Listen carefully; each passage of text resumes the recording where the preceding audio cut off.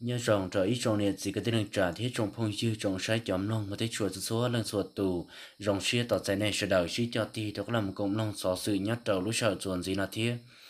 đó có tàu xin gì là cho nhớ trâu chia cho nhân nào cu cho nhớ trâu nó tiền năng gặp lo lúc lo hình đu xong ở thế năng gặp y ở trên nhớ trâu giá trồng đu nào giờ hiện tại và thiết chế xia hai tiệp bé trồng mong số lần chuột tù giờ tổng chi thiết giải đầu cho cái nó khác nhớ trồng xứ nhớ trò lúc sau chơi nhau là cũng cũng ba tàu lên tàu áp giá sò sử dụng cho là thà thiết trò bé sẽ đợi tôm long tàu bao kề đùa nhớ trò lúc sau nọ nhớ đi sò sử dụng cho là thà nhớ trò lúc sau nọ cú giờ là thà cho tới tấm bằng chữ sinh nhớ trò tới chậm lo thiết nhớ trò tới tới chờ chữ sang đời là thà cho đời tụi các món sĩ kỳ nhớ trong lo tế thiết hai tia sẽ nhớ trò ta xin nọ nhớ trò sáng lo tế họ mua cho nên món tụi các món sĩ kỳ nó đi chán gì chỉ đó là đời là thà tê tâm mạng nhớ trò tới chờ thiên hay cho tới cả món sĩ kỳ nhớ trò lựa lúa tới chờ thiên tê tâm mạng chữ sĩ nhớ trò tới chờ lo mà giờ nó vấn đề nó bé họ sĩ cho một bao giờ đời tụi cả món sĩ kỳ nhớ trong lo tế vấn đề cho nên tới sở sự của tao mất cha là một hai tiền nhớ trong tiền năng gặp lo lúc lúc hiện đồ chẳng ở xin năng gặp ý nó lại cụ trò ăn chuột chuột tao nên đời chỉ chậu chỉ lăng của cho mót cả món sĩ kỳ gì nhớ trong tiền năng gặp lo nó lại mà nhớ lên đời gì cho gì lăng nó chỉ cúi cho hạt tiền gì cho lót lăng nhớ trong đời tuổi trong viện tràn họ nhớ lên đời all lăng nhớ trong sát sáng bọc kéo chẳng phải sát mua lên đời all lăng chỉ nhớ lên đời cho vợ cho mua all lăng nhớ trong sát sáng bọc kéo đời chỉ cúi cho hạt tiền mua auto mình nhồi giàu muốn hướng nhung lên đời all xong họ ít xe cúi cho hạt tiền mua lên đời chỉ lúc lì xứ tư mò từ cái mò xí kỳ nó lợi thế mà gia đình ta nhớ trâu nên hướng ta xin nó chỉ nhớ trong lo tế cú mua cho nên món từ cái món xí kỳ nó dễ dàng chẳng chạp vào lơ cho nên nó cú chẳng chỉ ta bảo hai tiền nhớ này ta ăn đây nó sẽ họ mua cho nên món từ cái món xí kỳ nó đi chẳng gì thế sẽ đợi họ bỏ thì thấy ta từ cái món xí kỳ nó có tù thế vì được họ thì nhớ này ta xin nó chỉ nhớ trong lo tế là gì nhưng mua cho cái năng của gia mốt có món sĩ kiện thì giờ chẳng chấp là lời lòng sau đó nước tiền năng gặp lâu lúc đó hiện tôi trong ở sẽ năng gặp in là chỉ cho in nụ của gia nhớ trong ra tế mua cho nên món có món sĩ kiện là chống chấp lời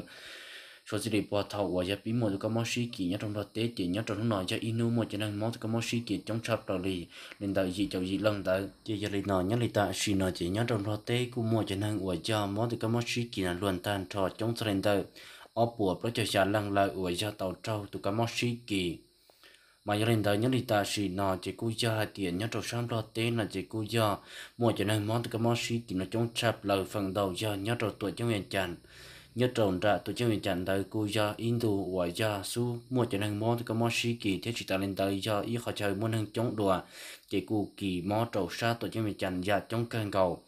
nhớ trâu nó mò chống cho nên tới gì chụp lâu lần nhớ trâu tới tuổi trong miền tràn xứ họ nhớ trâu lì lũ sang chạy cú gia thì nhưng mó thiết ta sử họ mó trâu miền gì mà gia đình ta nhớ trâu sát tuổi chứng miền tràn cho ý họ chơi mua cho nên mó thì có mó suy kỳ nó chống chạp lời gia đình ta biết sự đời quậy cho nhớ trâu sát tuổi chứng miền tràn giờ chủ tàu chẳng pha thiết giờ chủ tàu bóng càn có rong thì chỉ mua cho nên mó thì có mó suy kỳ gì vì đó họ thì nhớ ta chỉ nói chỉ nhớ trong lo tê ta tỏ mua cho nên quậy cho mó thì có mó suy kỳ gì giờ chẳng chạp lời giờ đây nào biết là giờ chủ tàu chẳng pha giờ thì thấy được cái món suy kỳ nó sợ cho họ có sao kỳ muốn chống gì lợi thế thế đó là đời giờ là tham mình chỉ cho đời có thể mang qua cho tàu mua ở tôi chỉ nên thay lọ trong phát tế thiên đó rồi tụ bọn nè và trâu tế chẳng lo mua cho nên món cái món suy kỳ chơi ya chẳng quan đồ dù mà nhớ nên đời có thể mang là chỉ lấy cụ tàu mất ra nhớ trong tiền năng gặp lo lúc đó hiện tôi chẳng ăn sẽ năng gặp ý nó hai tiền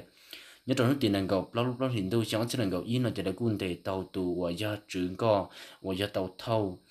bé lần và ya nhớ rồi thay tế lọ trong phát tế nào chỉ nhớ lên đời tụt trưởng con là chỉ cú gia hai tỷ gia nên lo xứ thiết ta chỉ mà cú gia này tít to lại tồn cho bé lần là thà chỉ cú gia thì là suy thà thì nhớ lên đời bé lần là tồn tiền được thâu và gia gây thâu lên đời lâu phàm ba gia đình đời này thì tồn một tỏ lại nhớ rồi chia tế thay thì là trong lo tế thì ở trong lo tế mua cho nên mót từ cái món suy kỳ dày dạt chẳng cân cầu nhớ rồi nên nếu ta suy nó mà nhớ lên đời tụ trưởng con là gia thì tụ chỉ năng ở gia tàu thâu là bé lần ở gia nhớ rồi thay tế là trong lo tế ở trong lo tế mua cho nên món từ cái món suy kỳ là chỉ cú gia mua luôn về hụt quả phản sẽ nhân là muốn nhớ lên đời lo trâu trâu xong à xin tại nơi cú gia thì mua không nhớ trong đời lúc rõ mà nào nữa ở gia nơi o nhớ trong đời lúc trong ba ngân hậu từ cho mình chặn chỉ cú gia thì nơi tàu tít to làจะพบพันรถnăng thái chỉ gia đình nào cú gia thì nơi cú tàu một tỏ cho năng thái ở gia nhớ rồi thái tế xử lý gia tranh có một tỏ nhớ trong đời chia tế là tụi nhiệt đây năng không đời chỉ cú gia thì nữ tàu thâu lên đợt bê lần ở lần chỉ năng ít tu bón niệm đợt lọt trong lọt tế thì ở trong lọt tế một cho nên mót cái mót xí kỳ và do dàn gì chẳng cần cầu nhát trầu nên hút ta xì nọ chỉ giờ lên nọ nhát trầu hút chỉ năng gặp lâu là chỉ cú cha chỉ là cú tàu bao tù nọ chỉ năng ở cho tàu một tàu lại bê lần nhát trầu thế tế lọt trong lọt tế nọ là mà nhớ lên đợt họ ở cho tu chẳng sự tàu bao tù chỉ năng ở cho tàu một tàu lại bê lần là cho lọt trong lọt tế là chỉ cú cha tiền nó tàu bao lòn tại cho nên chỉ là mấy bê sang lại hạt tiền cho này bán nhớ tròn tại lúc rồi mà nấu nửa lại cụ tàu mua không muốn là muốn chỉ cụ cho hạt tiền tàu bao hạt tiền gì năng mà do mà nó bị hụt hàn sang nhớ là nó cho nên tại là thì chat tàu tàu cho tôi chân sự lại trồng lo nhớ tròn tại tuổi chân miền tràn chỉ cho nên tại tôi chân sự nhớ tròn tại tuổi chân miền tràn là thì tàu lò mù mua và cho tháo hàn sang nhớ là nó cho lò mù sư soạn thế hạt tiền sinh nhớ liền tại nửa buổi cho tù và cho tàu một tàu lại lò chỉ nhớ liền tại nửa cụ do hạt tiền tàu là sắp hạt rồi cho tôi chẳng sự nơi hai địa nếu như tụ và cho tàu một tàu lại nhớ đầu tiên thấy và cho lọt đầu tiên chồng lo liền tiền liền tàu lâu phàm ba mà nhớ liền tàu nơi chỉ nơi cú chỉ tàu bao hai chỉ nhớ liền tàu là bao lần tàu là cho hạt tiền ở từ chỉ năng thấy tụ bao nhiêu này họ mua cho và cho mót từ cái mót xí kỳ nó đi trả tiền nơi dân trường chỉ tàu bao cho nên tàu nơi thấy một tàu tiền giờ tiền rồi nơi bao mà tiền rồi nơi tích chỉ một tàu tiền thì anh này khả năng chỉ cú chẳng chỉ tàu bao chẳng hai tiền giờ nữa mua cái công tiền rồi là giờ dân chỉ mua cái công tiền và giờ nữa dân chỉ bao rồi sát tàu nhẹ thâu xứ là giờ đi trả tiền thì khả năng dân chỉ tàu bao chẳng hai tiền nữa công tiền là chỉ công tiền mà giờ đi nói nhớ thì khả năng chỉ là chuyện cho được dân sựส่วนgì thì nhớ thìส่วนgì nào giờ là thà mình chỉ cho ít khả năng chữ sĩ nhớ trong hôm nọ thế hai tiền nhớ trong hôm nọ cụ tàu mua ít khả năng và giờ tàu mua ít tu năng sửa và giờ tàu một cua tụ cái món xí kỳ rồi giờ tụ cái món khẩu vị cầu chua nếu tôi một cua vội cha nhớ rằng đời lũ trẻ không mò ý bùa chứ cho nhớ rằng đời tuổi chân miền tràn đời chỉ cú cha tiệt thầu nếu tôi một cua là trẻ nếu như chỉ tôi một cua rong thiên nhưng chỉ trồng đón bao khẩn dâu chỉ cú cha tiệt nếu tôi một đi con dâu trồng đời tuổi chân miền tràn là cha tiệt đời lũ trẻ không mò đời chỉ cú cha tiệt chỉ nếu tôi một thua là cha tiệt tôi một đi cha tiệt chỉ nếu tôi một chỉ tâm mình cuốn sò nhớ rằng đời cho nên đời tôi chẳng sự và do nhớ rồi sát tôi cho mình tràn tới lại thì tàu mua và do tôi chỉ là lần để thiê vì đó khó thì nhớ nên đợi nữ khu gia thì chỉ tôi qua tôi có món xí kỳ nó rong xứ nếu sát từ tôi và do chỉ tấm mạng sức chèn lại thì tàu mua lần để tàu chỉ nhớ đi thầu và do lần để tàu tôi sẽ năng số là chỉ khu gia thì là khu tàu mua cho một đặc biệt chế tôi chẳng sự và do cho một sựส่วนthiê hay thì nhớ nên đợi nữ sẽ cho tôi và do chỉ tấm mạng nhớ trong lo tế xứ lại do là những tôi qua món thì thiê nữa thì tôi chỉ tấm mạng rồi nó thiê chỉ cú cho hai tiền nhớ lên được khả năng chỉ là chuyện sựส่วนgì sự cú chẳng chỉ tập bao hai tiền nhớ lên được tôi chỉ đang là sẽ cho tôi chẳng sự nhớ trong sam lo tế nào của mua nữa trong một đầu gì trở cho cái chơi cho nhớ trong lo tế thiê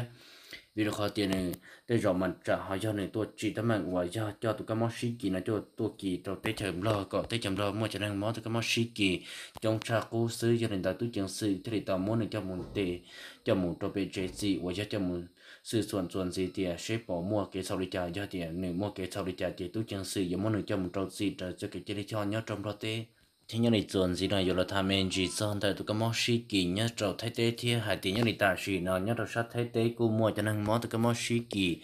chỉ giờ chân cơn cầu vẫn đủ rồi mà cho nên ta so sự ta muốn trai nhớ trâu những tiền này cầu bao hình tu xong ở trên này cầu in nhớ trâu nó hai tiếng nhớ trâu nó nhớ trâu sát thái tế cô mua cho nên món tụi cái món xí kỳ là chống cơn cầu nhớ trâu tin nó sư từ mua chống cho nên ta ở phải gì bùa với cho lăng ta luôn đang so sánh gì nên ta gì lăng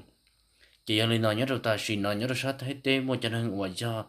nó mót từ cái món xí kỳ là chống lên đó chỉ cho bếp hà năng gọi online ngoài cho tàu cho từ cái món xí kỳ mà nhớ lên ta cú cha thì nhớ lên ta chỉ nói chỉ nhớ đầu hết tế cú cha thì một chân hàng mót từ cái món xí kỳ là gì ya chẳng chắp lại lại thế